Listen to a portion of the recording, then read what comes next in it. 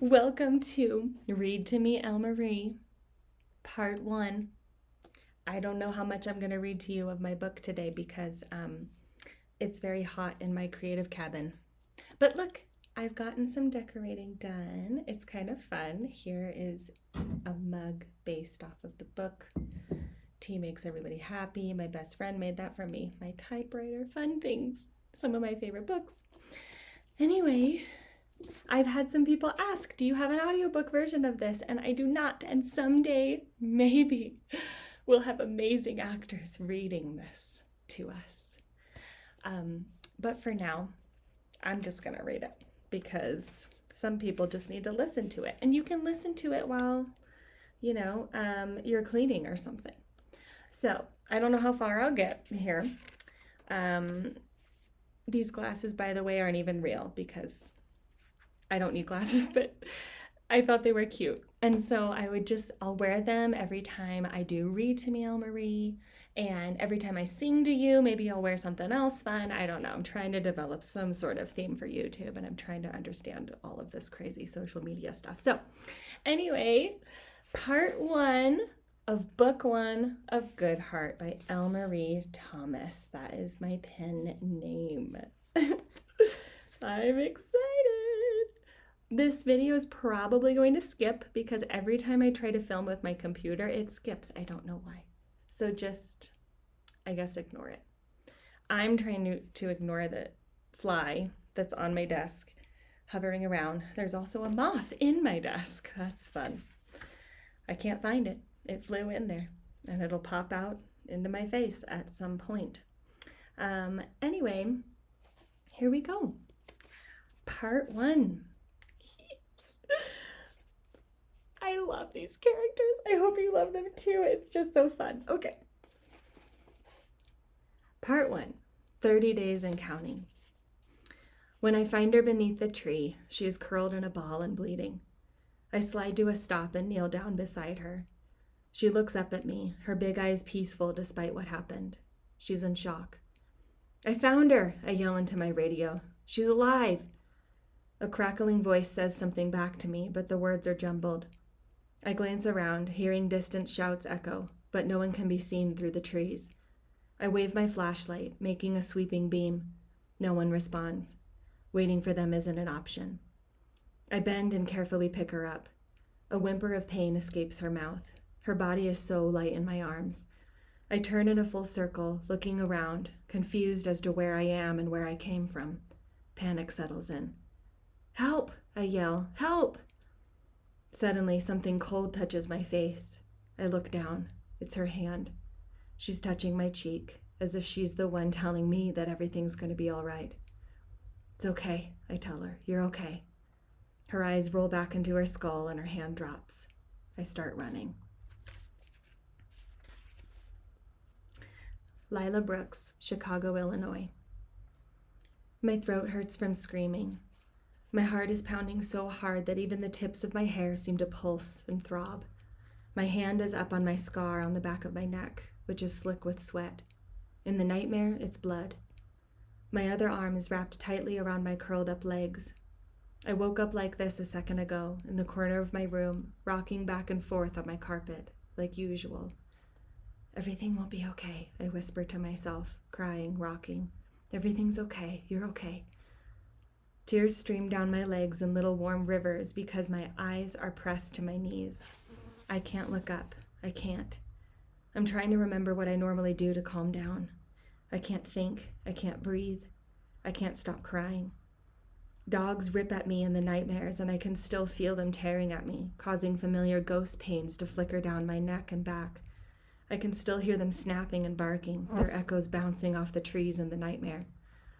It's okay. You're okay. But I'm not okay. This has been happening for years. I don't know how much more I can take. Singing. That's what I do to calm down. Mom used to sing to me every night when she and Dad would burst through the door whenever this happened. I told them to start wearing earplugs. Their lives don't have to be wrecked by this, just mine. I start singing my mom's favorite song, an old hymn called It Is Well With My Soul. The words are muffled against my knees and sound terrible, but my heart starts to slow down. The sound of dogs barking and snapping stops. All the flickers of pain fade. I let go of my scar and slowly look up. When I wake up like this, I'm always surprised that there are no dogs in here. I'm alone. I blink against the yellowed brightness. I always sleep with the lights on. My room is calm and quiet. My mom and I decorated it a couple years ago with things that might cheer me up. Dried flowers and leaves and lots of twinkle lights. Painted happy faces smile at me from every inch of my dresser. We even hung up some of the sundresses we've been collecting for a while. If my nightmares ever stop, I'll wear a casual dress every single day because it's the opposite of pajamas.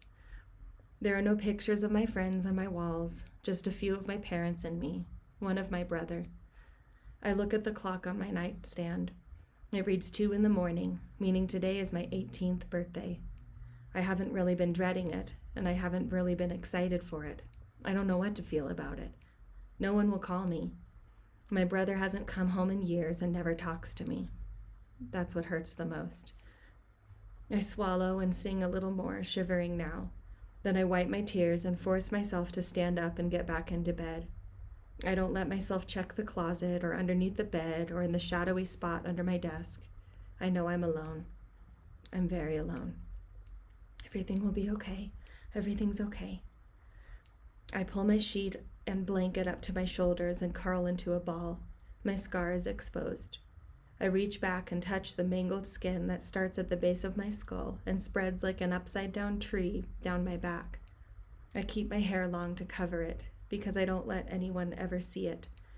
Not since what happened with Justin. I squeeze my eyes shut. Everything will be okay, I whisper again. My mantra. Everything's okay. But it really isn't. Will Brooks, that evening. Gripping the steering wheel, I pull the rental car up to the house and cut the engine. I sit for a minute, unmoving, reluctant to get out. I don't know how this is going to go.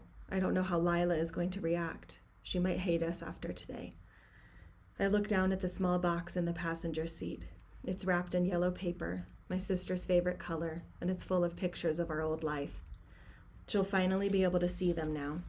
She'll understand why I've been so distant all these years, so mad at our parents. She'll know me now. She'll know herself.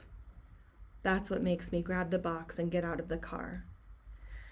I don't even glance at the yard as I walk up the driveway and step up to the ugly green door my dad asked me to paint about 1,000 times. I didn't get around to it before I moved out. I pause for a second and look at the doorbell, then over at the flower box beneath the window to my left. Some pink flowers stare back at me. I remember rolling my eyes the first time I saw my mom trying to plant flowers on her own, acting like she was a normal housewife and mom. I swallow. I think I laughed at her that day. I focus on the door again and take a deep breath as I tuck my yellow box tightly under my arm. Finally, I ring the doorbell. My palms are wet, probably because I haven't been here in a while, maybe a couple years. I have my reasons. Soft footfalls approach the door and I brace myself to see my family and the inside of this house and all the little things that will remind me of the past, the anger, the arguments with my parents, the miserable teen years I spent here. The door opens and only my parents are there, my mom with her short hair dyed blonde now, and my dad with his graying hair and beard. Blonde hair for my mom, a beard for my dad. Both are so that no one will recognize them from the past. My mom steps forward immediately and hugs me. She clings to me for a long time. She's in sweats and smells like orange cleaner.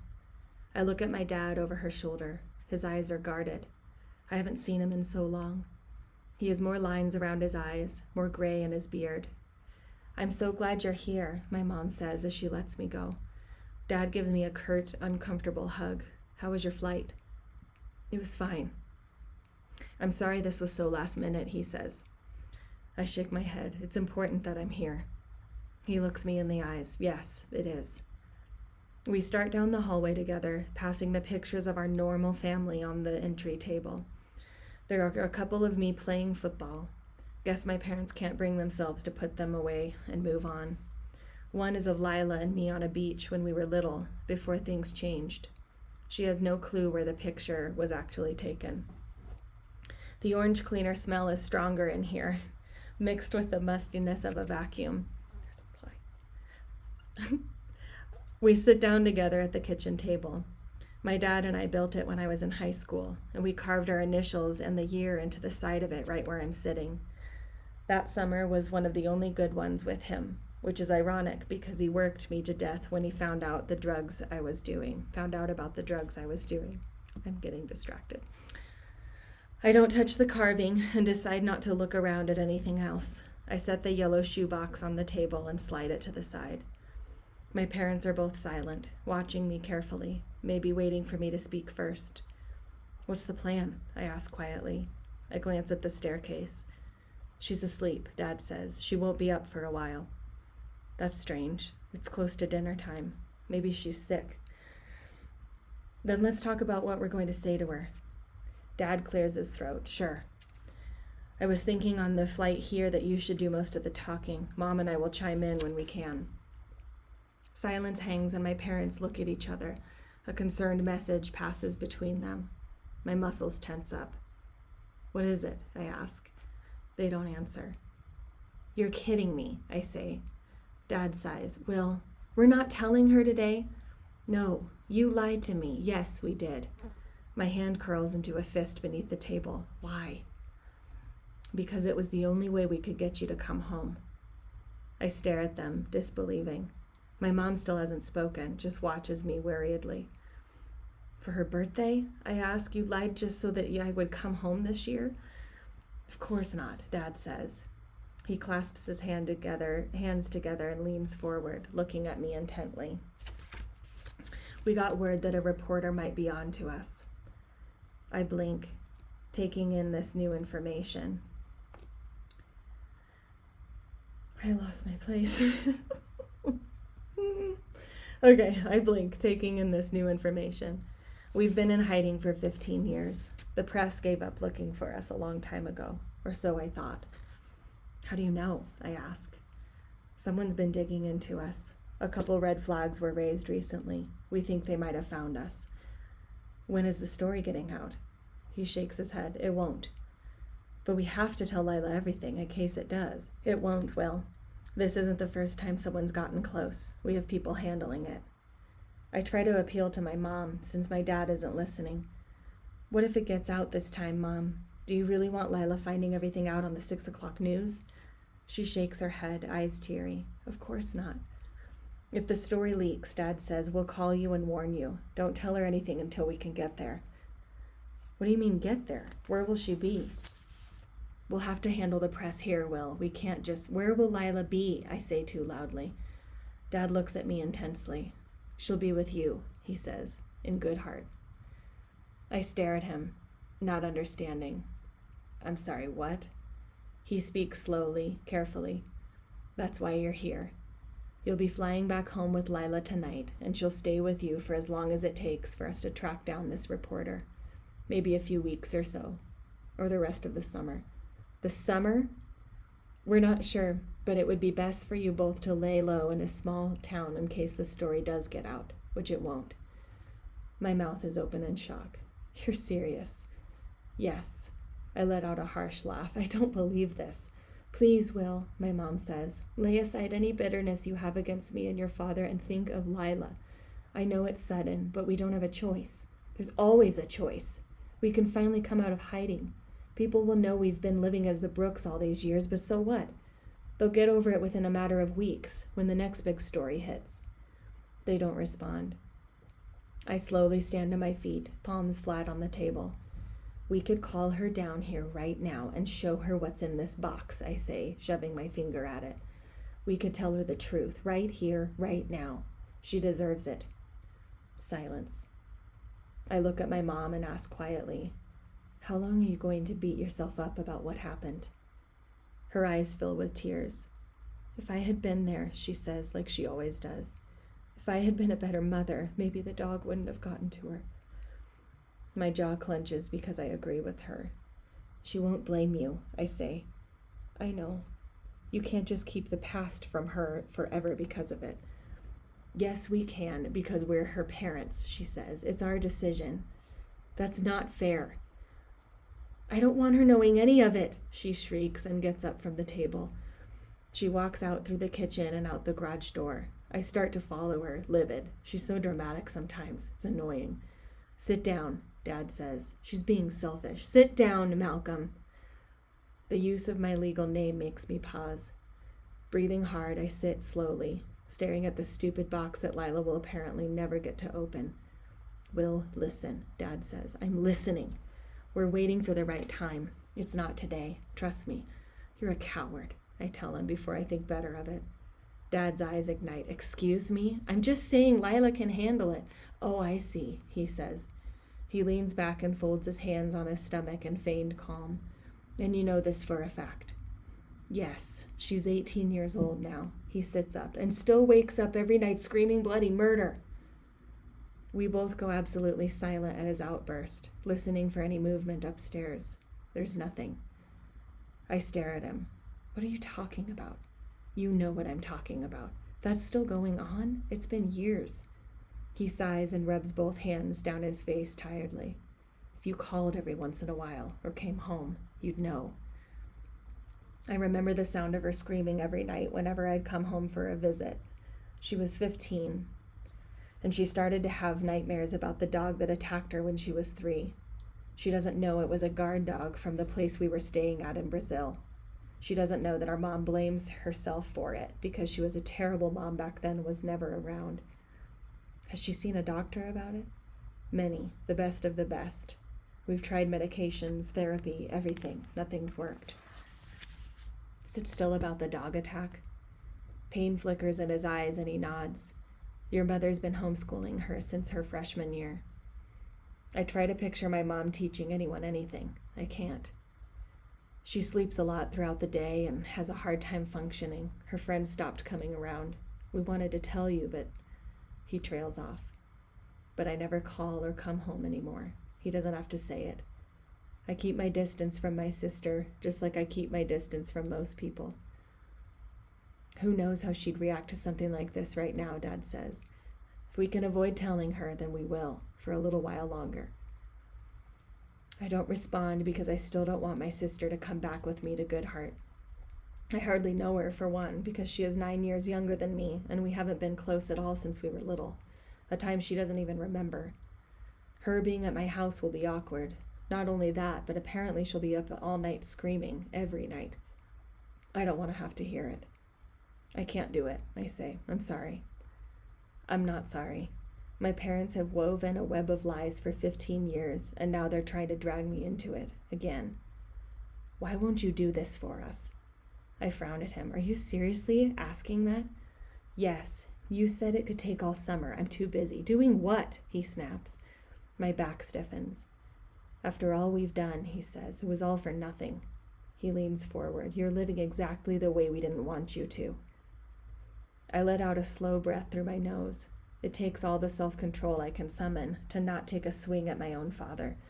I've been pretty successful at flipping houses in Michigan, but I'll never tell him that.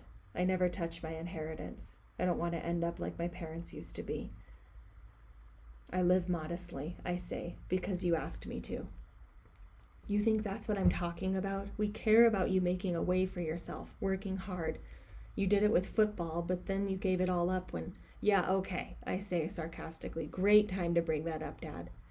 He stops himself, takes a breath. At least pretend to have a job while Lila's there, or else she might suspect something. I laugh humorlessly to make it seem like his words didn't cut me. You think I'm actually going to agree to this? He stands to his feet and walks around the kitchen island. I watch him, blood pounding through my ears. The old hurt and rage and sick need for his approval are warring inside me. I didn't want it to come to this, he says. Come to what? He takes a large envelope out of a drawer, and I'm reminded of what happened on my 18th birthday. I laugh harshly. You trying to pay me off? He comes around and hands it to me. Open it. Shaking my head, I grab it from him and tear it open. I slide an embossed paper out. What's this? The deed to the manor. I stare at it, my mind clearing. And there's access to a trust with enough money to get it up and running and keep it that way, he says. You can hire the staff again, or you can let it sit there and rot. We don't care. But we decided we'll give you the choice now. We can't protect you forever. I slide the paper back into the envelope and set it down on the table. Done. He lets out a breath. Just like that? I look away. Just like that. He takes the envelope back. You'll get it when this is all over. But if you tell her anything, you won't see any of it, he says. I stand on my feet again. I wouldn't do that behind your back. Don't act like you hadn't already thought about it, son. Taking the envelope with him, he heads to the garage door, probably to go console Mom and tell her I accepted their offer. He looks at his watch. Your sister usually wakes up in about half an hour. She'll be happy to see you. Try to pretend like this was your idea for her birthday. He nods at the yellow box I brought for her. Put that in a cupboard or something before she sees it. Your flight's in 2 hours. After that, he leaves me here in the kitchen. I turn and rake my hands through my hair because he's right about what he said. In the past few seconds since seeing the deed, I pictured myself telling Lila everything tonight in good heart. I pictured taking her straight to the manor, showing her who she really is and why I've been so distant.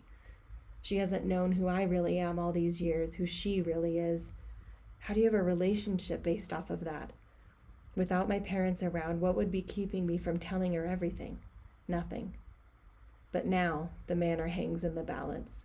It's the only part of my inheritance from my grandfather that I actually want, and my parents have kept it from me this entire time. It's the only place I ever had any good memories. It's where I told Alexandra I loved her when I was only 12. Where I played with my sister for hours and watched her take her first steps, where Juanita, our nanny, and some of the staff raised me whenever my parents weren't around. If I want the manor, I'll have to keep up with this twisted charade for a while longer, like I have for 15 years. The difference is, now I won't be able to avoid Lila like I've been doing. It'll be just me and her every freaking day for weeks or months, and I can't tell her anything. All because some good-for-nothing journalist found us. Samantha Foster, down the street. I found them. The infamous Bailey family. I can't believe it. No one has been able to find them for 15 years except for me, a boring 25-year-old from Chicago who runs a coffee shop with her mom and younger sister. Any journalist would kill for this story, and yet I'm the one who found them. At least, I'm pretty sure of it. The Baileys. They're right down the street from me. I'm hidden in my car with my eyes glued to the front door of their house. It's gray outside, the kind of day that makes random echoes of thunder without rain. But I still have my big sunglasses on. I lift them every once in a while to get a closer look at the house through my binoculars. If I'm right and this house belongs to the infamous Baileys, then this is not what I expected to find at all. Middle-class suburbs, not even a gate at the entrance to the neighborhood. The house is simple, white with red brick, and the front door is a nice deep green. Pretty pink flowers overflow from a box in front of one of the windows. I wonder if they have someone who takes care of their flowers or gets them to look as full as they do. I've never been able to do that. In the driveway sits a rental car that a man pulled up in a while ago. It's way nicer than my car, but still not the best he could have chosen. I'm hoping the man is their son, the heir, the Malcolm Willard Bailey IV. I have a picture of Kathy Bailey pulled up on my phone. It's one of the last pictures ever taken of her 15 years ago. She has long, dark hair, and she's holding a 3-year-old daughter with the same dark hair but bright blue eyes. I still haven't seen a daughter yet. She would be around 17 or 18, and she would have those blue eyes. If she exists, then I just might be onto something. You have to see if we're right, my mom said when we first discovered all of this. My sister pushed me towards the door of our coffee shop. And then write about it, Nell said. I've only ever written one book about what happened to me. I don't post on my blog anymore, and I never even finished my journalism degree. There are 1,000 reasons why I should just drive away and act like none of this ever happened. As I think that, I pull my journal out of my purse and start writing. Lila Brooks. I walk all the way down the stairs with my eyes closed, hand on the railing, my body feeling heavy. This is normal for me. In about 20 minutes, I'll be awake enough to put a smile on my face for my parents, who I know will try to do something fun for my birthday. We'll have yellow lemon cake. They'll give me a few presents. Then we'll eat dinner later, and I'll try to keep my eyes open long enough to watch a movie with them. I'm determined to not let them worry about me today. I'll act as normal as possible. I yawn and rub my eyes as I reach the bottom of the stairs, hearing my mom in the kitchen. "Morning, Mom," I say to her, turning the corner. My stomach is tight and cramping with hunger. "Do we have eggs?" "It's not Mom," a deep voice says. I stop in the doorway of the kitchen, blinking. My brother is standing by the kitchen counter. Will Brooks. I stare at my sister, trying not to show my shock. She's still pretty with her long, nearly black curls and her bright blue eyes, but she is pale and has lost probably 15 pounds since I last saw her. "Will," she breathes. "Hey, Lila." I scratch behind my ear. "Happy birthday," I add, half-heartedly. "Thanks," she's flustered. We stare at each other. Her pajamas are way too big for her. Her eyes are wide with shock but tired, the skin around them dark from lack of sleep. And there is a trace of sadness in them that I've never seen before. Lila reaches up and touches the hidden scar on the back of her neck, a habit of hers when she's nervous.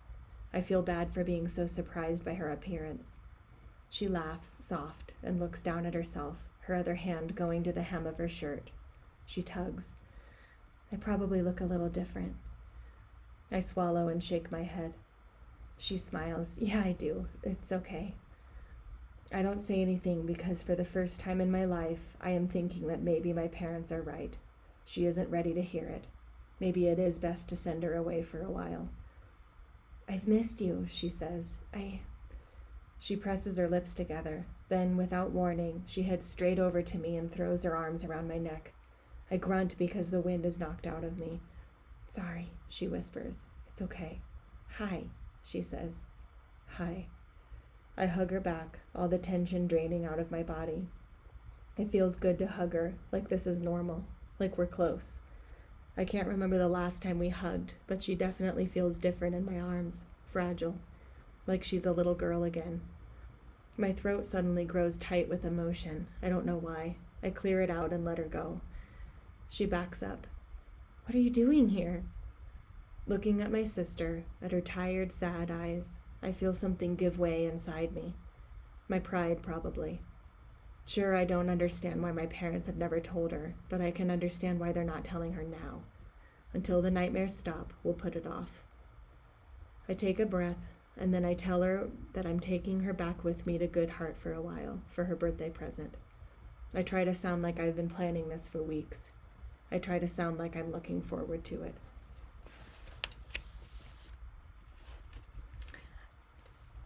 Yay. How long have I been going? Oh, almost 30 minutes. It's so hard to stop, but I think I'll stop for today. It's so fun. I hope you enjoy it so far. Good Heart, Book 1. Yay. I kind of started acting there. I hope... I'm a little dorky, so yay. So excited to just start this community of just readers, and we can all be dorky about it together. So yay. Thanks for listening. I'll see you next time. Bye.